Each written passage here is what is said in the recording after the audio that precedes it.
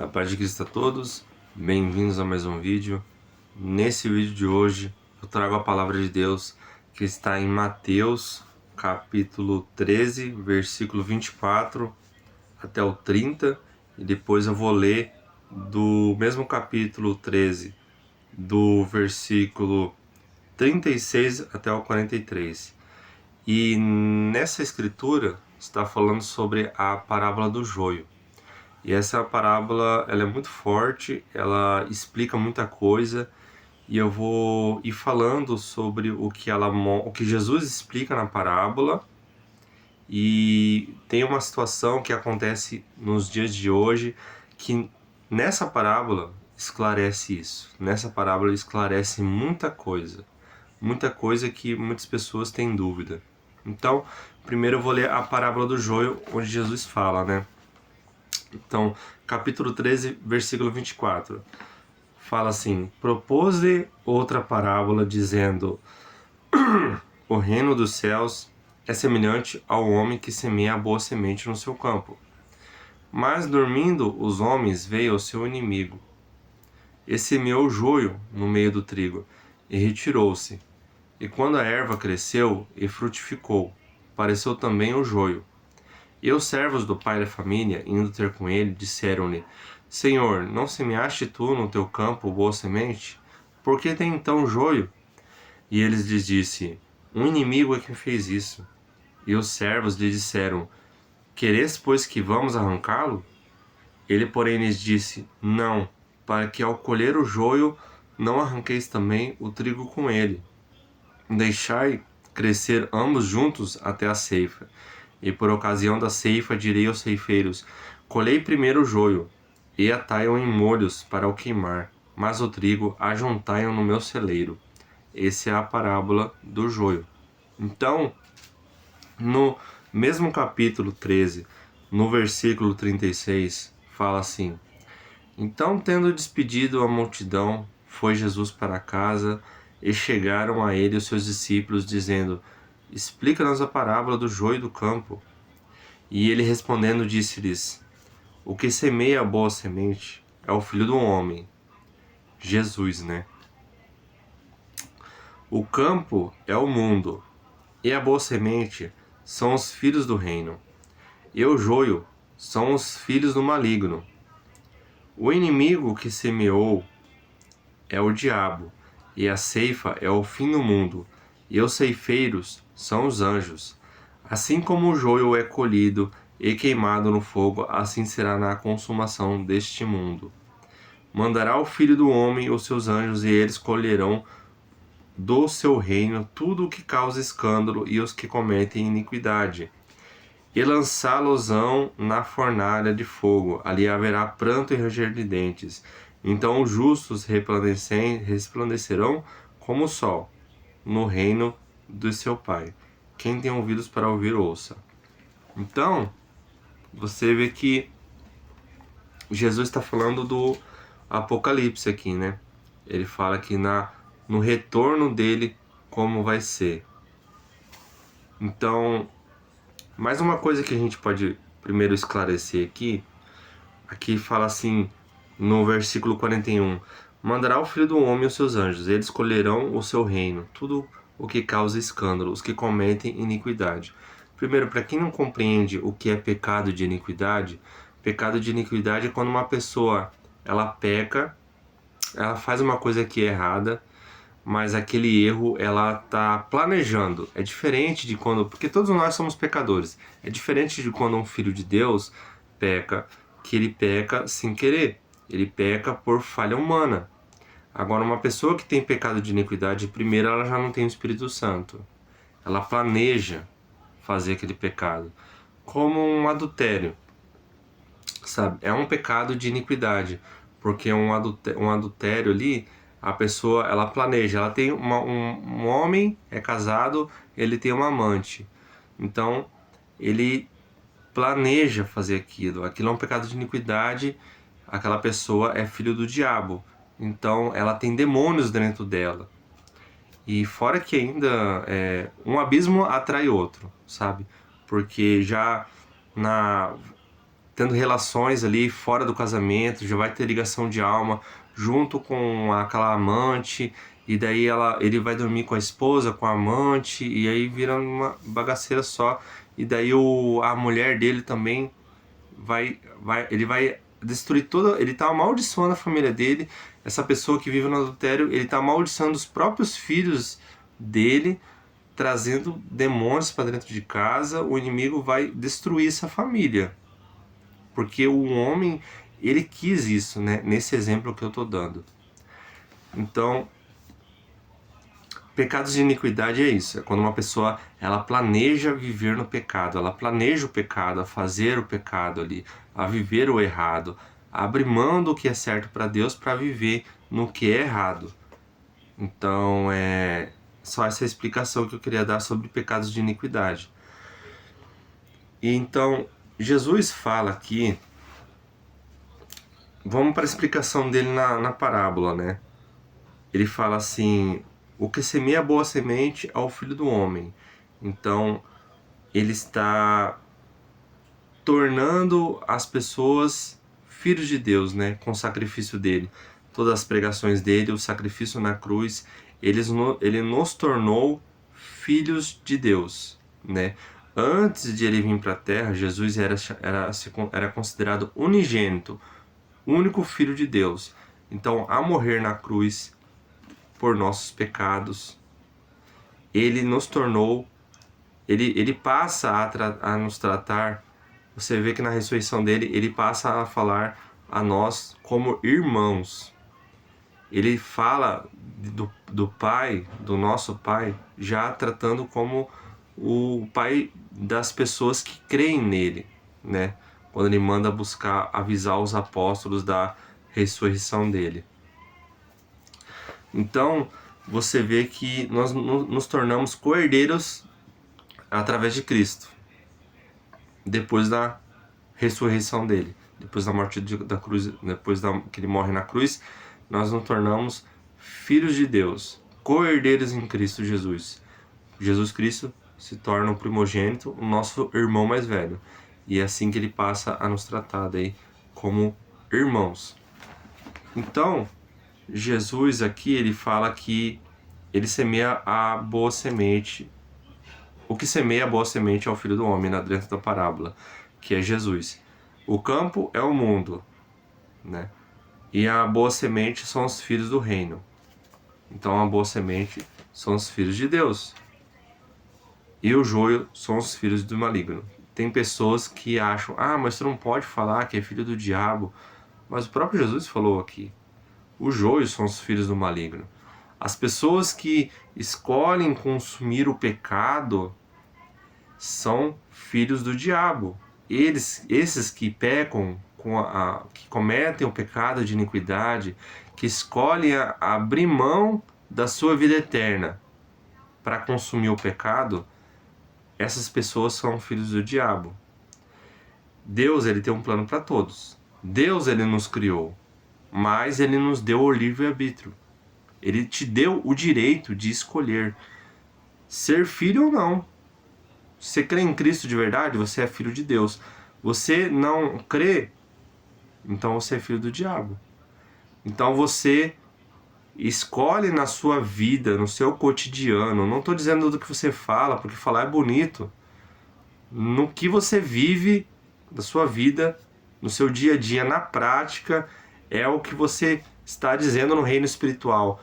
Eu acredito em Cristo, eu não acredito em Cristo. É bem simples de entender. Então você não acredita em Cristo na sua prática, da sua vivência, no seu dia a dia, você é filho do diabo, e essa pessoa que é filho do diabo, ele vai ir para o inferno. Vai chegar lá no leito de morte lá. Você, não, agora eu vou me arrepender dos meus pecados e tal. Essa pessoa vai colher o que ela plantou a vida toda dela. Entende? Ela vai colher o que ela plantou. E só pela misericórdia de Deus que essa pessoa pode ser salva. E aí fora que essa pessoa ainda vai perder os galardões dela. Compreendem? Sim, ela pode ser salva no final da vida dela. Mas assim, você não sabe o dia da sua morte. Você pode a qualquer momento morrer. Você que está fora da aliança de Deus, Se você planeja isso na sua vida, se você tem essa ilusão de, na minha velhice lá, quando eu for lá, estiver no hospital, no leito de morte, eu me arrependo dos meus pecados, você vai se arriscar a fazer isso? Você vai querer se arriscar a viver assim? Você não sabe o que vai acontecer daqui a 1 minuto. Você não sabe o dia de amanhã, só Deus sabe o dia de amanhã. E essa pessoa quer se arriscar, perder a salvação ali. Então, o inimigo que semeou é o diabo. Semeou o joio, tô falando, né? O joio são os filhos do maligno. O inimigo que o semeou é o diabo, e a ceifa é o fim do mundo, e os ceifeiros são os anjos. Assim como o joio é colhido e queimado no fogo, assim será na consumação deste mundo. Mandará o Filho do Homem os seus anjos, e eles colherão do seu reino tudo o que causa escândalo e os que cometem iniquidade, e lançá-los-ão na fornalha de fogo. Ali haverá pranto e ranger de dentes. Então os justos resplandecerão como o sol no reino do seu Pai. Os salvos, né? Mas agora, uma coisa interessante dentro dessa parábola é que uma coisa que muitas pessoas podem se perguntar: por que o mal é permitido? Por que o mal por que isso aconteceu com a minha vida? Por que isso aconteceu com a vida de outras pessoas? Tragédias, sofrimento, porque Deus muitas vezes permite. E aqui na parábola do joio está mostrando, Deus, Deus, ele permite o mal. Muitas vezes, ele pode permitir o mal, muitas vezes, para que o mal se revele e ele mesmo se condene. Entende? Vocês já se perguntaram quando no céu, quando houve a rebelião dos anjos lá, quando Lúcifer começou em seu coração a se orgulhar da sua posição diante de Deus, que ele desejou estar no mesmo nível de Deus ou acima de Deus ali, no coração dele, na mente dele. Por que Deus permitiu a rebelião? Vocês já se perguntaram? Porque os anjos, eles têm livre-arbítrio. Eles têm o direito de escolha também. Foi um momento de escolha deles. Agora, por que Deus não impediu a rebelião? Por que Deus não simplesmente... O Satanás lá começou a se orgulhar, Deus não pegou e já destruiu ele? Por que já não condenou só ele? Por que permitiu a rebelião? Para que Deus, ele permitiu a rebelião. Aqueles anjos caídos eram um joio. Deus permitiu crescer junto com o trigo, que eram os anjos que eram fiéis a Deus. E o joio, que eram os anjos que se rebelaram ali, foi permitido Deus permitiu o Lúcifer persuadir os anjos para eles fazerem uma escolha. Ao ouvirem Lúcifer, eles fazerem uma escolha, servir a Deus ou não, sabe? Então, Deus permitiu para ver quem era filho de Deus, quem não era. Permitiu para ver quem seria fiel a ele ou não. Então ele permitiu a rebelião para que se revelasse o mal, para que se revelasse quem é mal, quem não é, para que todos os outros anjos que fossem fiel a Deus ali naquele momento, eles enxergassem quem é mal, para que eles vissem e servissem de testemunhas ali naquele momento, porque Deus sabe de tudo. Deus sabe o que ia acontecer. Adão e Eva não cometeram pecado e Deus se surpreendeu com aquilo. Deus, ele sabe de tudo, mas ele permite para que o próprio mal se condene, para que o próprio mal se mostre, para que o bem enxergue aquilo, para que os fiéis testemunhem o mal ali se revelando. Entendem? Por isso que a rebelião foi permitida, para que fosse mostrado a todas as criaturas do reino ali quem é mau, quem é o desobediente, quem não queria fazer mais parte do reino ali. Então por isso Deus permite o mal muitas vezes, para que se revelem, para que isso contribua ali na condenação deles, porque Deus, ele é justo. Todos vão receber aquilo que merecem. Se uma pessoa vive no mal, ou acha que quer viver o mal e depois fazer de conta que não aconteceu, nada pode escapar aos olhos de Deus. Nada pode escapar aos olhos do reino espiritual. Dizem que o reino espiritual não podem ver, o inimigo não pode saber o que você pensa.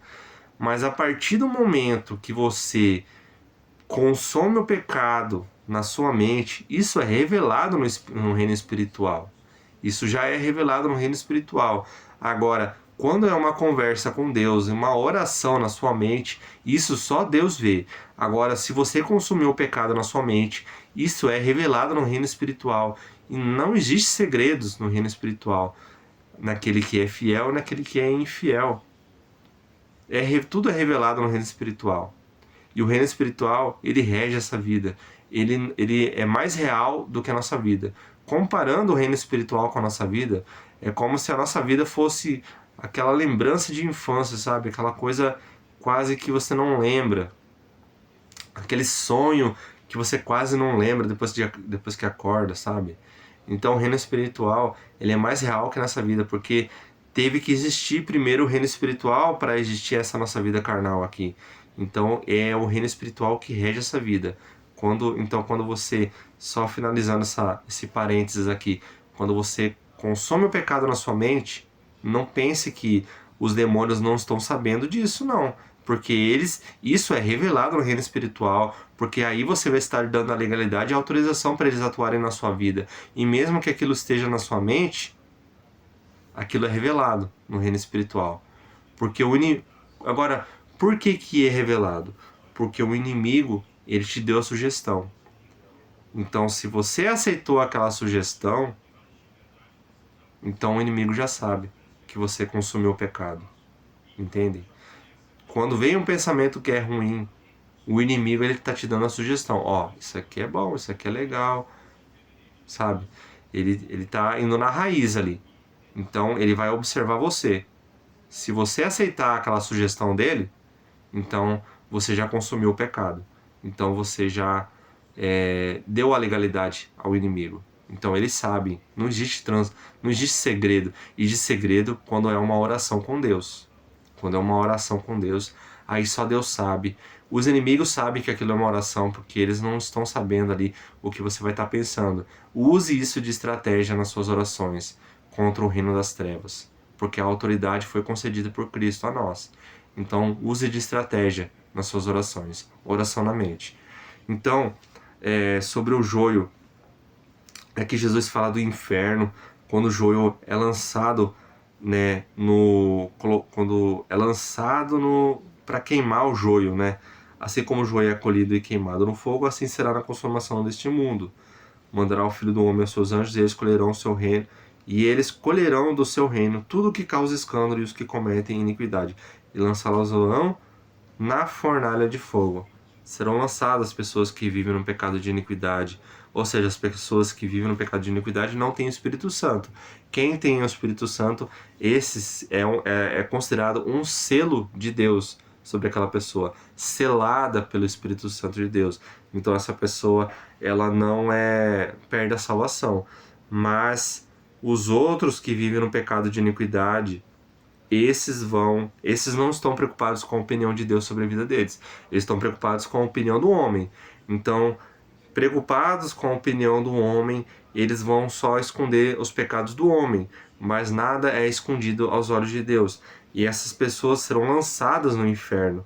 Essas pessoas, onde haverá pranto e ranger de dentes. Não é brincadeira. Isso aqui não é brincadeira. Se preocupem com alguém que pode matar o seu espírito. Não se preocupe com alguém que pode matar o seu corpo. Se preocupem de não consumir o pecado. Se preocupe de viver em santidade. Porque o salário do pecado é a morte.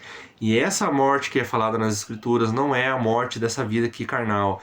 Ele está falando do lago de fogo. Tem um inferno E daí, depois do inferno ainda, vêm todas as criaturas diante do trono branco, diante do Criador, para você receber a sentença. Não é, ali não vai acontecer ali, você pode ser salvo ainda, não. Ali já é a sentença. Você vai sair do inferno, depois do Apocalipse, você vai sair do inferno e vai diante do trono de Deus para receber a sentença. Não é um lugar ali para você talvez ser salvo por misericórdia ou não. Se a pessoa foi para o inferno, já era. Não tem mais volta. E diante do trono de Deus, ali todo mundo vai se arrepender, né? Os ateus, as pessoas que não creram em Cristo. Porque daí muitas vezes também pessoas falam assim: mas ateu vive mais bem, tem ateu que parece que é cristão e cristão que parece que é ateu. Essa afirmação aí dá a entender que uma pessoa é salva por mérito próprio. O mérito não é nosso. Ninguém é salvo por mérito próprio. Nós somos salvos porque em Cristo. Se uma pessoa pode fazer tudo do jeito certo, a vida dela, tudo do jeito certo. Se essa pessoa não crê em Cristo, ela vai para o inferno. Então, a salvação é mediante a fé em Cristo. As coisas boas de uma pessoa que ela faz, uma pessoa faz as coisas boas na vida dela e ela crê em Cristo, aquilo ali só é um fruto do Espírito Santo, aquilo ali só é um comprovante da fé dela. E a salvação é pela fé em Cristo. Uma pessoa que não acredita em Deus, não acredita em Cristo, e essa pessoa, ela faz coisas boas, vive tudo certinho, ajuda o próximo e tudo mais, tudo que for de conhecimento, assim, de coisas boas, se essa pessoa não crê em Cristo, ela não vai ser salva. Porque ninguém é salvo por mérito próprio. Porque nosso corpo é cheio de corrupção. O único digno, o único santo é Cristo. Ele é o único digno. Ele é o único digno de toda honra e toda glória. Nenhum ser humano é digno. Nós não somos dignos de ser salvos. Nos tornamos salvos porque acreditamos no nosso Salvador Jesus Cristo. Então, Jesus fala sobre a fornalha de fogo, haverá pranto e ranger de dentes. E ali é o inferno, é o lago de fogo. E depois da sentença do Criador, ali vem o lago de fogo. Ali vem a morte eterna. Essa é a morte que é resultado do pecado. Então, é isso.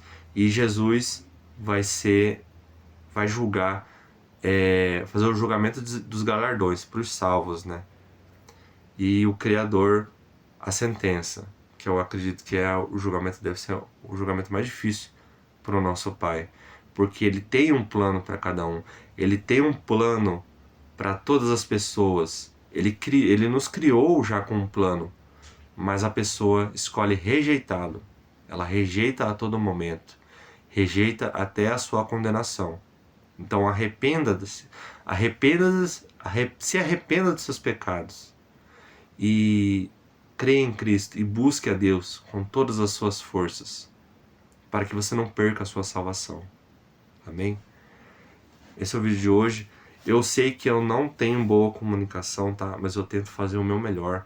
Eu estou tentando pregar o Evangelho, e na Bíblia não fala assim que você tem que falar direito, porque Moisés não falava direito, e tinha Arão para falar por ele ali e tal, e até Deus se zangou com ele, e fala que é de todo o nosso entendimento, que nós temos que amar a Deus de todo o nosso entendimento. Eu tento trazer isso nos vídeos aqui, de fazer as coisas com todo o meu entendimento, e não que na Bíblia não fala que eu tenho que saber de tudo, né? Eu vou estudando, analisando a Escritura e vou tentando trazer a palavra de Deus de acordo com o meu entendimento. A nossa vida é um aprendizado. Eu me enrolo aqui, eu falo, às vezes falo errado, falo palavras erradas ali, mas eu tento fazer o meu melhor. Eu acho que no reino espiritual isso é válido, entende? Então, é isso o vídeo de hoje. Que a paz do Senhor esteja com todos vocês. Até a próxima.